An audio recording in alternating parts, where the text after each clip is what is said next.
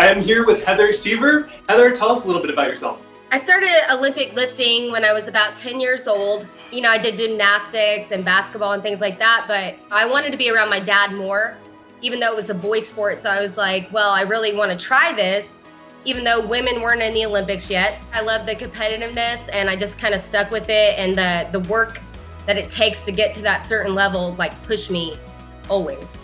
I know that you're a mom, and so you've been able to adjust your exercises to accommodate that. Even when my son was just a couple months old, I used to pick him up and do air squats with him. You know, I'd even do like sit-ups where I'd have him like over my head and I just set up with him.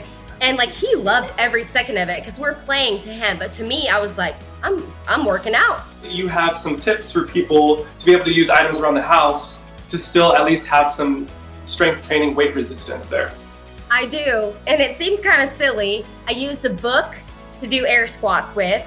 I used a broomstick to do this complex where you do like good mornings, bar overhead, presses behind the neck with a broomstick. Now, yeah, that's not like a lot of weight, but that doesn't really matter when you're like toning or doing anything. It's getting people off their butts, getting people like moving around, because when you move around, that's like, it makes your mind feel better. I even told these people for 15 minutes a day, just 15 minutes, just schedule your time to do a couple things and you're golden. Kind of wanted to help people out. You've been such an inspiration to women and young girls out there. When I started weightlifting, only men were going to the Olympics. Women weren't even considered, I guess, good enough to go. You can still look feminine and be strong, and in all aspects. And I think that weightlifting has always been my clutch to show, you know, young girls that this is a control your own destiny sport. Your work is what will get you as far as you can. There's nothing that will filter that at all. It's been so great getting to know you and what you're doing and how passionate you are. And now it's time for me and you folks at home to get a little taste of Heather's home workouts. The first thing we're gonna do is you can get any kind of step stool that you can find. So you step up on this foot, step up with this foot, sit down, and just change feet. And you do like 3 sets of 10, 5 each leg. Or if you're really good, you can get something else to hold while you're doing it and hold it like this and do these. So it's like more weight on your legs. I actually put some canned goods in there to make it heavier.